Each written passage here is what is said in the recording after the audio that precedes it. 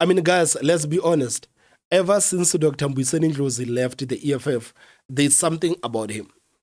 You know, when they say such and such has that thing, they are talking about Dr. Ndlozi. The guy is oozing of swagger right now. And it is clear that the EFF was hindering his progress. I would actually argue that there are leaders of the EFF that were jealous of the superstardom of Dr. Ndlozi. Even Julius Malema himself, I would actually argue that he was threatened by the superstardom of Dr. Ndlozi. Because if you look at the EFF as a political party, after Julius Malema, who was the most popular politician inside the EFF? It was not Floyd Shivambu. It was not Marshall Dlamini. It was not Goodrich Gadi. But it was Dr. Ndlozi. And I think some of the leaders of the EFF, they couldn't stomach the fact that this guy was loved so much by the masses of the EFF. And if you look at Ndlozi again, he was a unique politician because even when he was inside the EFF, he was loved by the masses of the EFF, and he was also loved by the people that were outside of the EFF. And I know I'm one of those people that were very harsh on Dr. Ndlozi, but I was harsh on him because I actually like Dr. Ndlozi. I may not agree with everything that he says, but I actually like him. And there is something that is attractive about the personality of Dr. Ndlozi. And I think this is the reason why so many people love him, even from different political parties. And the leaders of the EFF, they couldn't stand it. They couldn't stand it. So they concocted lies so that they get rid of this gem. And today he is free as a bird. He is free as a bird. So when the news came out that Dr. Ndlozi is leaving that toxic political party to pursue a career in radio, man, I was happy for him. I was happy for him. So recently, the good doctor was at the University of Johannesburg giving a political lecture there.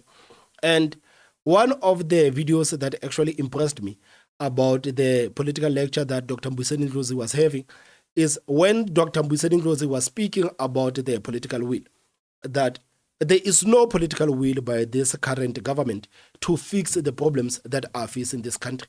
And I couldn't agree more with Dr. Ndlozi that there is no political will, because if you look at the problems that are facing this country today, if there was a political will in this country, I think 75% of the problems that we have today would actually be resolved. But again, it is clear that there are people that have occupied the positions of power, and these people are benefiting from the fact that there is so much lawlessness in this country. I think someone is actually benefiting from the fact that there is so much lawlessness in this country. Because how is it possible that these people can actually sit there at the positions of power and look at the country and see what is happening in the country and say, we are not going to do anything about everything that is happening in this country. We are going to sit tight and fold our arms and watch as the country burns. There are people that are benefiting from the fact that there is lawlessness in this country. And again, one of the things that Dr. Ndlozi raised, it is the issue of the ANC basically disrespecting the people of this country by the type of people that they send to parliament. We know that the ANC has this tendency of sending the senior citizens to parliament, and all they do is sleep. But at the end of the month, these people are getting fat salaries and they are getting the perks, and everything is paid for by hard-working South Africans. It is a mess, man, in this country. It is a mess, and I think the whole parliamentary process is robbing South Africans blind. Is robbing South Africans blind. I worked in parliament. I was 27 years or so when I got there. Very painful process. Shouting at old people, the age of my grandmother. Firstly, to concentrate, because there was... I mean, guys, when we look at parliament, is it actually necessary for us to have over 300 members of parliament? Because when we look at those members of parliament, let's look at their contributions. How many members of parliament do you know? As an average South African, how many members of parliament do you know? There are a lot of people that are members of parliament that South Africans have actually never heard of. I mean, being a member of parliament has to be the easiest job ever. Imagine being those quiet members of parliament. You get to parliament and you sit and you say absolutely nothing. You say absolutely nothing. You don't contribute to the debates. You say absolutely nothing, like the daughter of Jacob Zuma.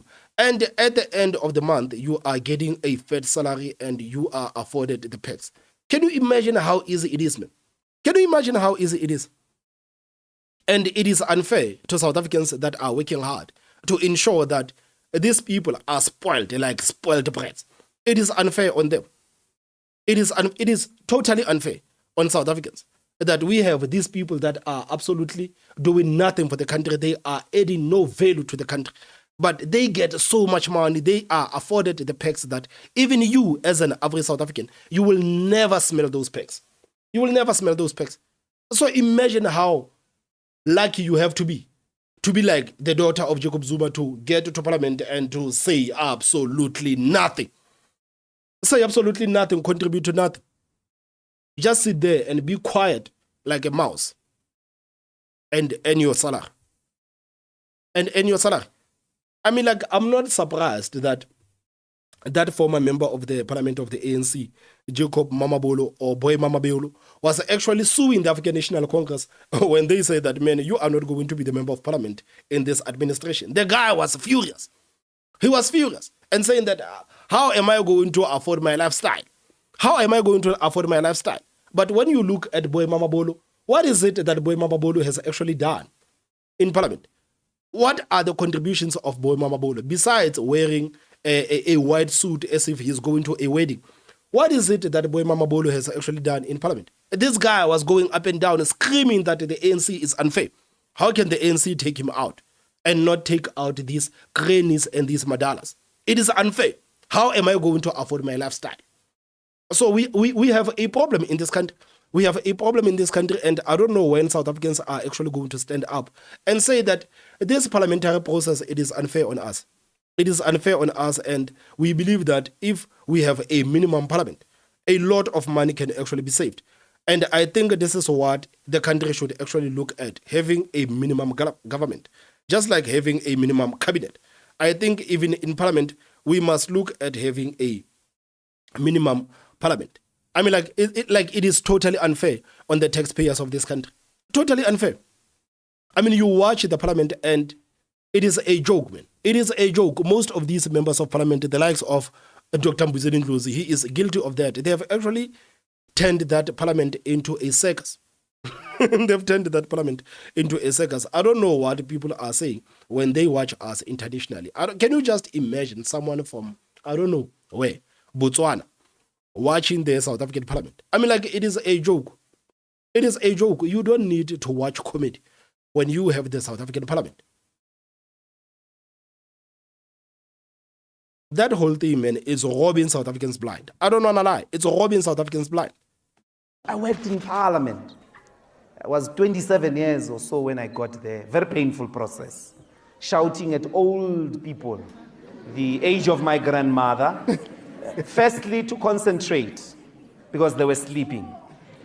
Secondly, to prepare and make an input that they understand. I can tell you for free. And normally I charge people for this information. So you guys, I'll give it to you for free.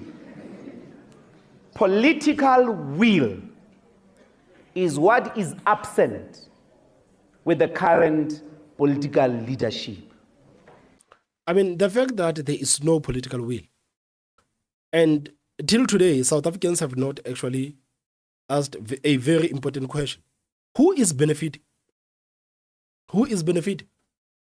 I mean, like, when you think about the things that are happening in this country and the fact that South Africans are so complacent, I mean, it actually makes you worry. It makes you worry about the future of this country. And South Africans being so disengaged with the politicians and the politics. I mean, you literally have the people that will tell you that I don't want anything to do with politics. I hate politics. Do not have a single conversation with me about politics. But one thing they don't understand is that if you don't get involved in politics, you will get ruled by idiots. And this is something that many South Africans actually do not understand. And this is the reason why they have shitty councillors. This is the reason why they have incompetent mayors. They have corrupt premiers. and they have thieving presidents, is because these people do not even want to engage in politics. They will tell you that, no, I don't want anything to do with politics. And they don't understand one thing, that you may not want anything to do with politics, but politics wants everything to do with you. And they do not understand this. They do not understand that the reason why things are so bad in this country today, it is because of the politicians. The reason why you are living where you are living, the reason why you don't have the resources to do what you want, the reason why you are disadvantaged, it is because of the politics. And they say, no, I don't want anything to do with politics. It is like I feel sad for South Africans, man. I don't want to lie. I feel sad for South Africans. And it's not like South Africans cannot actually rally behind an issue, but they are ready to rally behind an issue if it's a stupid issue. A silly issue, you will see South Africans on social media and going AWOL on that. But when they hear that, maybe, for an example, that there was money that was set to build the toilets somewhere, and now children are dying in the pit toilets because the comrades have decided to squander the money, South Africans will be quiet as a mouse. They will be quiet as a mouse. But tomorrow, South Africans, they hear that the price of beer will be up by 2 rands. Everybody has an opinion. Everybody has an opinion. South Africans, they watch a stupid television show. And when there's a winner in that stupid television show, you will see South Africans out there celebrating. Yeah. Soccer match. South Africans are there, man. Like, they have the will for all the stupid things that are not beneficial to the country. When it is something that actually has to benefit the country, South Africans are complacent. And I think these politicians are taking advantage of that. They are taking advantage of the fact that the people that are living in this country are complacent. They don't care about anything. And this is the reason why there is no political will to do anything. They are actually enabling these politicians to do as they please. They are enabling these politicians to do as they please. That's why, guys, I did say that in 2025, going forward, I am no longer going to blame the politicians, but I am going to blame the people of this country, because South Africans actually drive me insane. They drive me insane. Drive me mad, man. Mad. They drive me mad. The reason why the country is where it is today, truth of the matter is that it's because of South Africans. Of course, there is no political will. Why should the politicians actually have a political will when the people of this country are not holding them accountable? Why should they be political will when the people are not holding them accountable?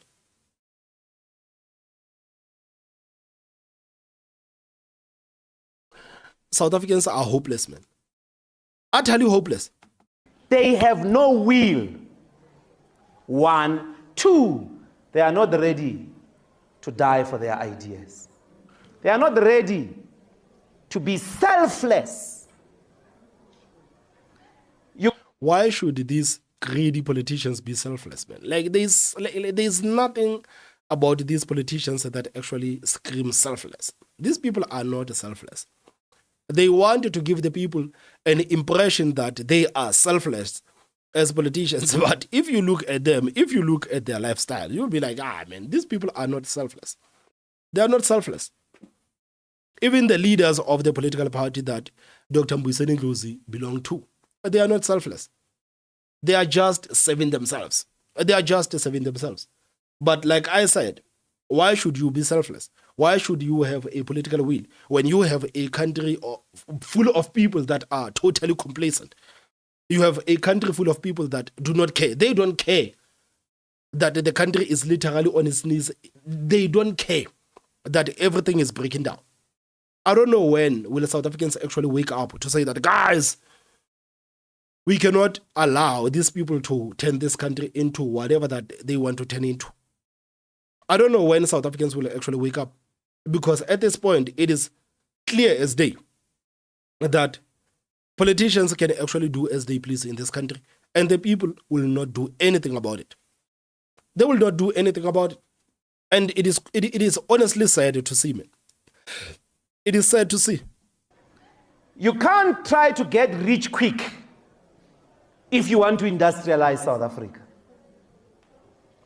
In any way, what are you doing in government if you are a genuine businessman? If It's about business. It's about business. What are you doing in government? Why are you a municipal manager? Why are you a minister? If what you are championing, if your skills is to run a sophisticated, powerful, go run business and do profits there. Do not use the state for self-enrichment. I mean, like, this is the reason why they are business people and working for the state to give themselves those state contracts. Those state contracts, man, they have to be sweet. And one thing that about the state contracts is that you don't have to deliver. You don't have to deliver, but you will get paid in full. You will get paid in full, man. You will get paid in full. This is the reason why I get upset when the same politicians try to talk about the Employment Equity Amendment Act, saying that we want to transform the lives of the people of this country by actually forcing white companies to do 1, 2, 3. When you have the state that has been giving these black people these state contracts and these people have not been benefited, just come to the townships and see how many projects were actually left as it is. Just come to the townships. If you have time, just take your car and go to a near township near you, and you will see how many projects were abandoned.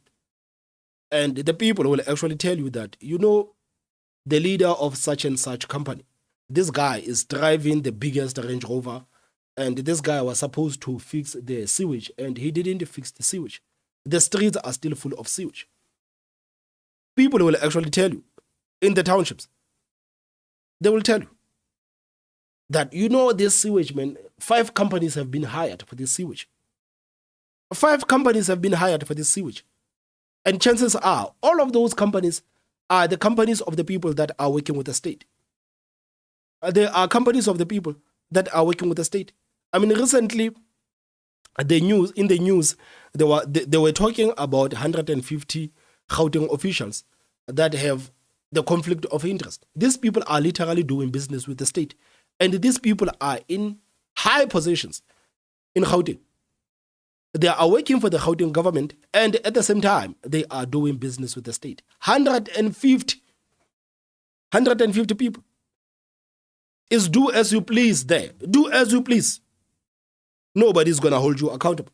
Nobody's going to hold you accountable. It's a mess, man. It is a mess.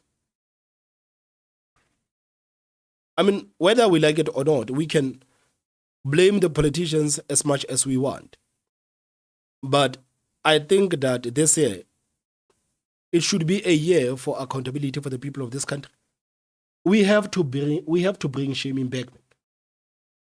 We have to bring shaming back. We have to start shaming people for the decisions that they make. We have to start doing that for our own sanity. Because we can blame politicians as much as we want, but nobody is holding them accountable. And they are not going to do anything to change their ways because the people on the ground are not holding them accountable. And this is a big problem that is facing this country. A big problem that is facing this country. I cannot believe that this countrymen, at one point, they were in apartheid. It was hard. And when you listen to the stories that our grandparents, our parents are telling us about the youth of apartheid, the resilience of South Africans in apartheid, and you look at the people today,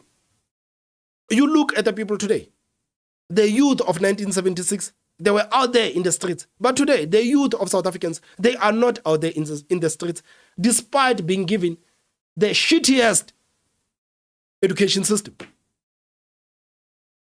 They are given the worst education system. They are not in the streets. Millions and millions of young people are unemployed.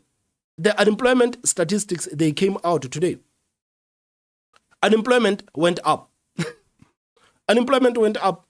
And do you think that young people of this country are going to stand up and say that we are sick and tired of this? No, they are not going to do that. They are not going to do that. Like this is a problem, man. We are nothing like our parents. We are nothing like our parents. And as young people in this country, man, I feel like we should be ashamed of ourselves. We should be ashamed of ourselves, man. We don't have the spirit of fighting for the country. We are not patriotic. We are not patriotic. It is a shame. It is an absolute shame. Guys, please tell me what you think in the comment section. Don't forget to hit the like button. And the most important part, subscribe. My name is Thomas Mabazo. I will see you next time. Bye-bye.